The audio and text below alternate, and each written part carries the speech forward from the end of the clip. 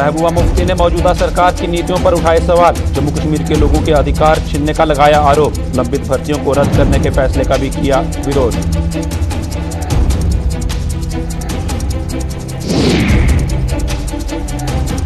लंबित भर्तियों को रद्द करने का मामला गरमाया। भाजपा ने भी किया सरकार के फैसले का विरोध। यूपी सरकार से फैसले को वापस लेने की मांग।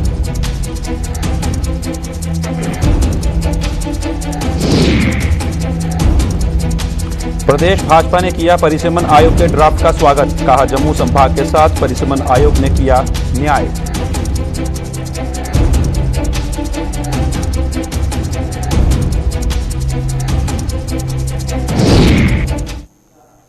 नमस्कार, जम्मू कश्मीर की खास खबरों में आपका स्वागत है। मैं हूं साहिल केरनी। चलिए शुरुआत करते हैं खबरों की।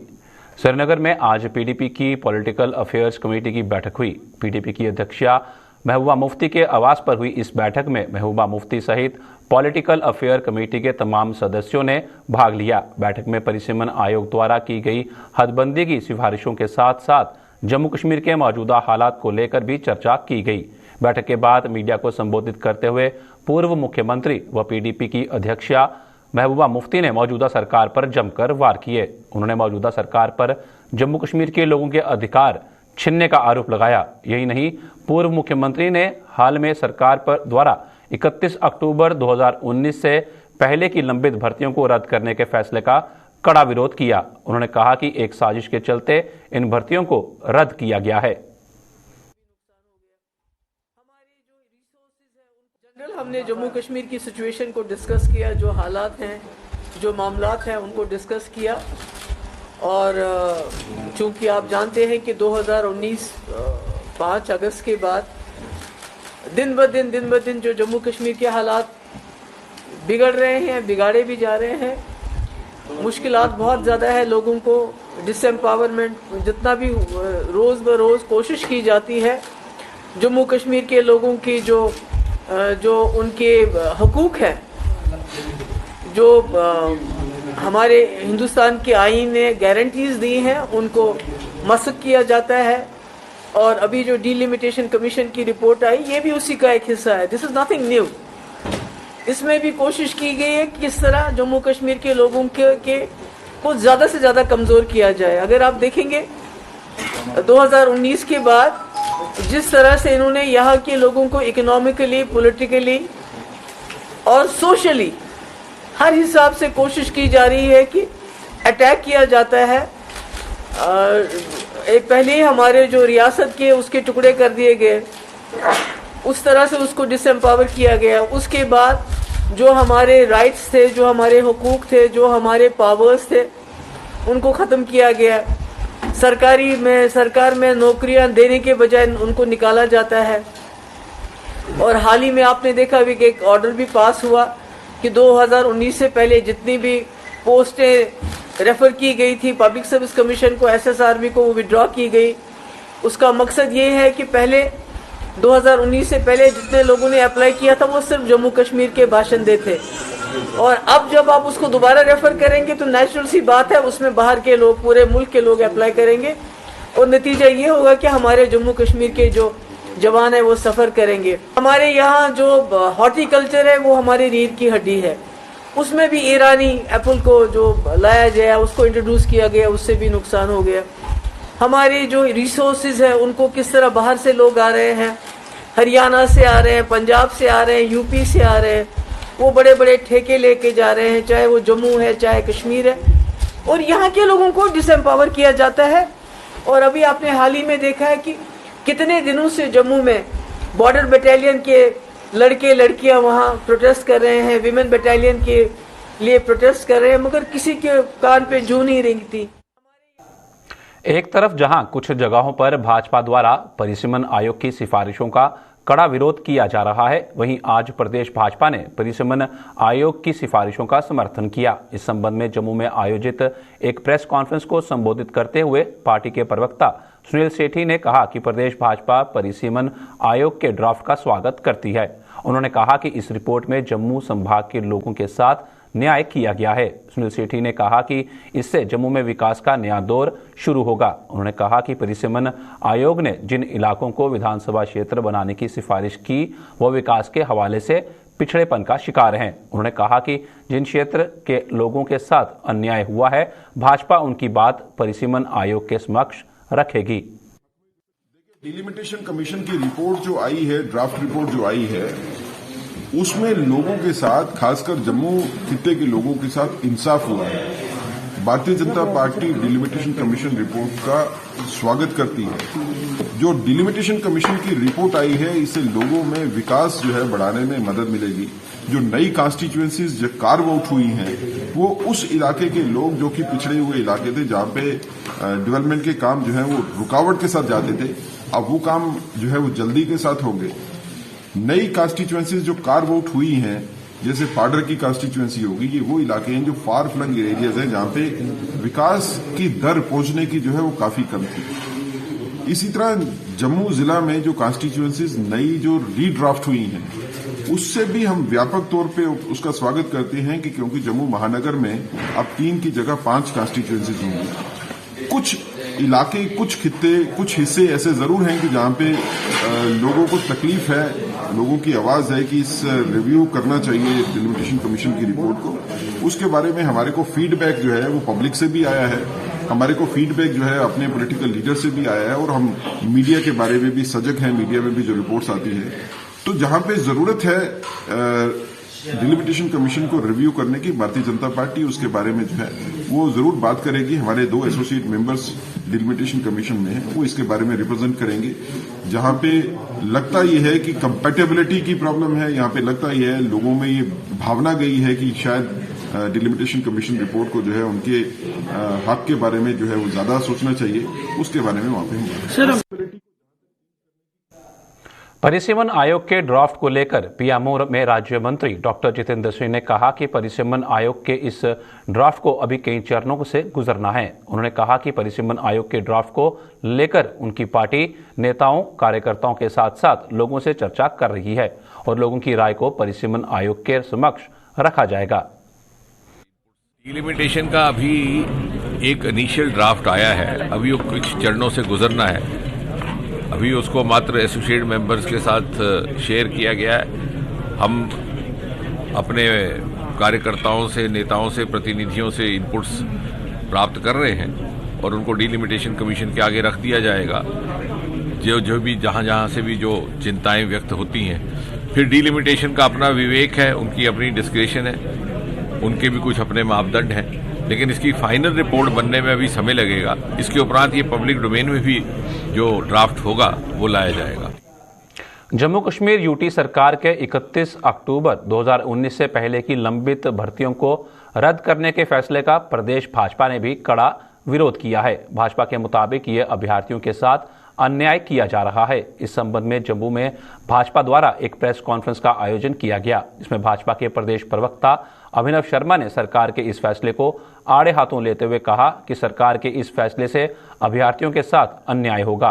उन्होंने यूटी सरकार से अपने आदेश को वापस लेने और लंबित भर्ती प्रक्रिया को जल्द पूरा करने की मांग की, ताकि अभ्यर्थियों को न्याय मिल सके।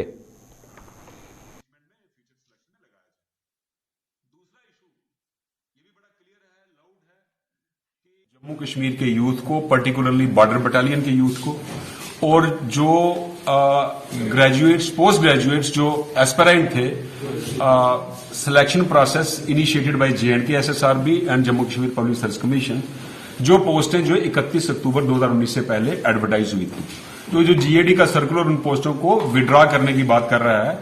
हम बॉर्डर बटालियन के बच्चों के साथ भी, और इस GAD के डिसीजन के जरिए जो बच्चे एग्रीव्ड हैं, भारतीय जनता पार्टी उनके साथ खड़ी है और LG साहब से एक रिक्वेस्ट करती है, मौजूदा गुजारिश करती है कि बॉर्डर बटालियन की वैकेंसीज जो हैं वो ऑलरेडी एडवर्टाइज्ड नोटिफिकेशन के मुताबिक उनके सिलेक्शन प्रोसेस कंप्लीट करे और इनको री एडवर्टाइज ना करे, क्योंकि जो नए लॉज डोमिसाइल का कंसेप्ट है वो फ्यूचर वैकेंसीज को लगता है, एग्जिस्टिंग वैकेंसीज को नहीं लगता। दूसरा, GAD का सर्कुलर जो ये कहता है कि 31 अक्टूबर 2019 से पहले जितनी नॉन गैसेटेड पोस्टें SSRB को और गैसेटेड पोस्टें PSC को रेफर हुई थी, जिनमें सिलेक्शन प्रोसेस कंप्लीट नहीं हुआ या कोर्ट की वजह से रुका हुआ है, उनको विड्रॉ करके री एडवर्टाइज करना है। वो डिसीजन भी हमारे मुताबिक गलत है, क्योंकि उनमें बच्चों का कोई कसूर नहीं है। जो डोमिसाइल का कंसेप्ट है, इसको फ्यूचर एडवर्टाइजमेंट में, फ्यूचर सिलेक्शन में लगाया जाए। माह के शुरू होते ही जगह जगह धार्मिक कार्यक्रमों का सिलसिला शुरू हो जाता है। आज भी आरसपुरा के गीता भवन, श्वेतगढ़ के व्यासपुर परला में स्थित श्री राम मंदिर और घराना के माता के मंदिर में विशेष कार्यक्रम का आयोजन किया गया, जिसमें भाजपा के प्रदेश उपाध्यक्ष व पूर्व मंत्री श्यामलाल चौधरी मुख्य रूप से शामिल हुए। इस अवसर पर उनके साथ बीडीसी चेयरमैन तरसेम सिंह और आरसपुरा म्युनिसिपल कमेटी के प्रधान सतपाल पप्पी और अन्य जनप्रतिनिधि भी मौजूद थे।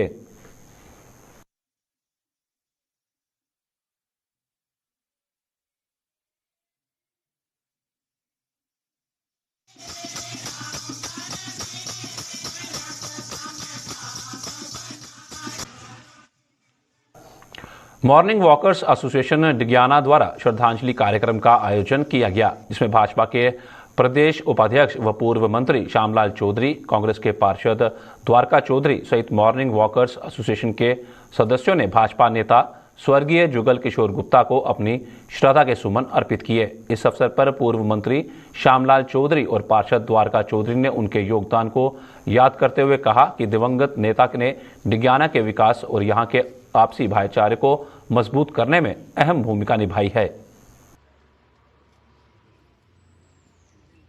खासकर जिसम के किशोर जी का परिवार खासकर इस डिग्याना च आया। डिग्याना दे उस मौके दे अगर हालात दिखे जान बड़े बदतर हाल।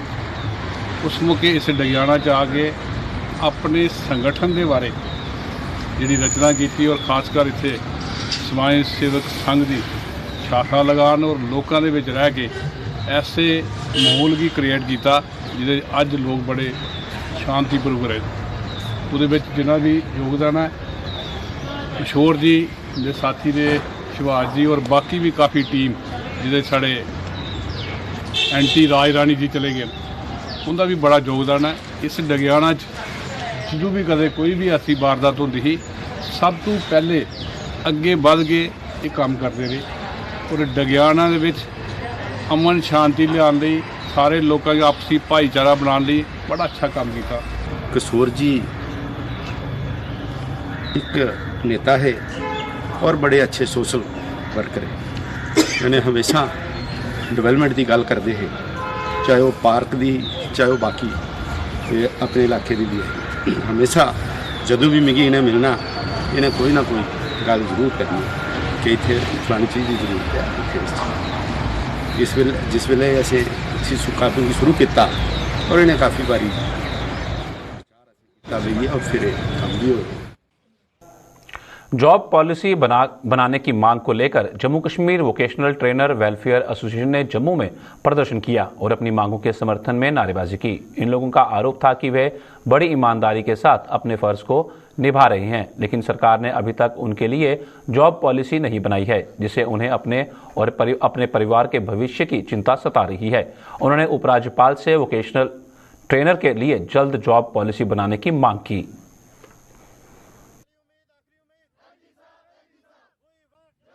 जी साहब से हमारी यहाँ विनम्र हाथ जोड़ के विनती है कि हमारे हित में, वोकेशनल ट्रेनर्स के हित में एक जॉब पॉलिसी जो है वो फ्रेम की जाए कि हम लोगों की जो फैमिलीज़ हैं वो मतलब कि रोड पे आने को मजबूर ना हो। हम एक skill India new education policy के अंडर न्यू इंडिया की जो नींव हमारे प्राइम मिनिस्टर मोदी जी ने, जब प्रधानमंत्री नरेंद्र मोदी जी ने एक सपना देखा है न्यू इंडिया का, हम उसको फुलफिल करने में पूरा वोकेशनल ट्रेनर्स जो है हमारे वो सारे इकट्ठे होकर इस मुहिम को जो है आगे लेके जा रहे हैं।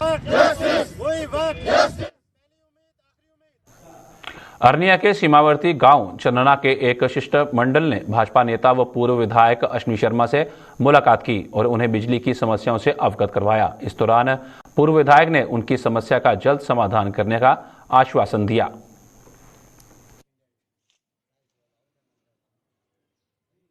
गाँव चन्ना से आज एक डेपुटेशन जो है वो मेरे पास यहाँ आया है। यहाँ गांव के अंदर इनकी समस्या है बिजली की। जो हर जब गर्मी का सीज़न आता है तो काफ़ी समस्या जो है इनकी, चाहे वो अपने जो इनके गांव का ट्रांसफार्मर है, जहाँ जो पंप सेट के ट्रांसफार्मर हैं वो ओवरलोडेड रहते हैं और किसानों को हमेशा जो D70 जो नहर का पानी है वो बड़ा कम वहाँ मिलता है।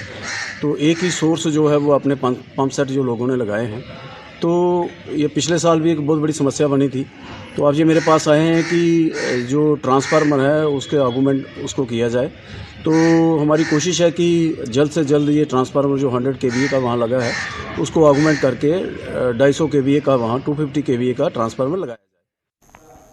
सरकार की नीतियों और महंगाई को लेकर कांग्रेस कार्यकर्ताओं ने कठुआ में प्रदर्शन किया और सरकार के खिलाफ जमकर नारेबाजी की। प्रदर्शन कर रहे कांग्रेस कार्यकर्ताओं का आरोप था कि अच्छे दिन लाने का दावा करने वाली मोदी सरकार के कार्यकाल में महंगाई अपने चरम सीमा पर पहुंच चुकी है और आम लोगों का जीना मुश्किल हो चुका है, लेकिन सरकार का इस ओर कोई ध्यान नहीं है। बेरोजगारी जो हमारी चरम सीमा में पहुंच चुकी है, एडिबल ऑयल जो खाने का ऑयल है, इन्होंने कहा था अच्छे दिन, क्या यही अच्छे दिन है कि आज जो तड़के वाला तेल है, एडिबल ऑयल जो हमारा सरसों का तेल है, वो 200 रुपया लीटर पार कर चुका है। यही सरकार थी जिन्होंने कहा बहुत ही महंगाई की मार इस बार मोदी सरकार। तो अब मैं इनसे पूछना चाहता हूं कि क्या आपको महंगाई नहीं दिख रही है? क्या आपने कौन सा चश्मा डाला हुआ है जो आपको महंगाई नहीं दिख रही है? गवर्नमेंट हाई स्कूल लखनपुर में श्रद्धांजलि कार्यक्रम का आयोजन किया गया, जिसमें स्कूल के पूर्व छात्र शहीद अरुण काटल को स्कूल के शिक्षकों और छात्रों ने मौन धारण कर श्रद्धांजलि दी। इस दौरान स्कूल के स्टाफ ने सरकार से इस स्कूल का नाम बदलकर शहीद के नाम पर रखने की अपील की। काटल जो है हमारे स्कूल का छात्र था, ये बहुत ही एक्टिव, ओबीडियंट और सिंसियर स्टूडेंट रहा है। तो ये इसने जो है 10th क्लास जो है 2010 में यहाँ से पास की है। तो इसके लिए हमें बहुत ही दुख हुआ है, क्योंकि जो परिवार जब अपना बच्चा खोता है तो जो उन्हीं को पता था उनको क्या दुख दर्द है। ये हमारे स्कूल का बच्चा, तो मुझे भी इतनी फीलिंग हो रही है कि मैं क्या कहूँ क्या ना कहूँ, फिर भी हमें बेहद दुख है। मैं अपने स्टाफ की तरफ से, अपने स्कूल की तरफ से, अपने उनके फैमिली की तरफ से ये कहूँगा, एक आर्मी हेडक्वार्टर को ये मैसेज दूँगा कि इनके परिवार जो इसके पीछे है उसकी भी सहायता की जाए। इसके साथ साथ ये जो हमारा स्कूल है, जैसे गवर्नमेंट की एक पॉलिसी है कि आर्मी में जो भी शहीद होता है, जिसको शहादत देता है, उसके नाम पे एक मिशन चला हुआ है। इस बच्चे के नाम पे हमारे स्कूल का नाम भी जो जोड़ा जाए, मैं यही इनसे एक रिक्वेस्ट करूँ। भाजपा के वरिष्ठ नेता अनवर खान ने बारामूला के विभिन्न जगहों का दौरा किया। इस दौरान उन्होंने जहां लोगों को सरकार द्वारा किए गए विकास कार्यों से अवगत करवाया, वहीं उन्होंने लोगों को पेश आ रही समस्या का भी जानकारी ली और लोगों को इनके जल्द समाधान का भी आश्वासन दिया। देखो, पिछले एक हफ्ते से मैं बारामूला में घूम रहा हूँ। जितने भी हमारे पोलिंग बूथ लेवल के लोग हमने बनाए हैं, बूथ कमेटियां बनाई हैं, उनके साथ हमारी मीटिंग हो रही है। उसके बावजूद भी जो जहां पे कहीं हमें कमी दिख रही थी, हमारी कोशिश यही है कि हर गांव में, हर घर तक हमारी जो बात है वो पहुंचे। आपने देखा कल हमने बारामूला के लिए एक कैलेंडर भी लॉन्च किया ताकि लोगों को पता चले हमारी पार्टी का जो मंशूर है वो क्या है और हम बारामूला के लिए क्या करना चाहते हैं। मगर शुक्र खुदा का कि दिन ब दिन जो मैं देख रहा हूँ, लोगों की एक बहुत बड़ी तादाद हमसे जुड़ रही है। ये इस बात का सबूत है कि आने वाले जो इलेक्शन होंगे, जब भी होंगे, तो यहाँ से इंशाल्लाह बीजेपी का एमएलए होगा। और इसके साथ साथ में कश्मीर में भी हमारा काम चल रहा है। पूरे कश्मीर में भी उम्मीद यही है कि हम अच्छी खासी सीटें जीतेंगे और सरकार जो है वो बीजेपी की होगी। बुलेटिन में फिलहाल इतना ही। दीजिए इजाजत। नमस्कार।